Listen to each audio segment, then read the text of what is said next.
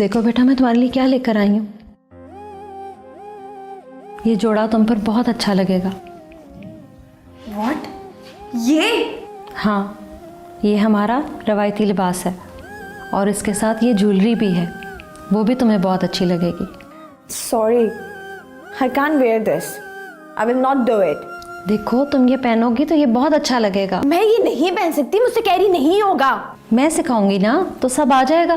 मैंने कह दिया ना, मैं नहीं पहनूंगी तो नहीं पहनूंगी। देखो ईशर, जिद ना करो।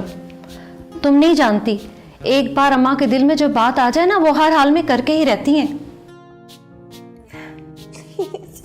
आप तो समझने की कोशिश करें। तुम समझने की कोशिश करो ईशर।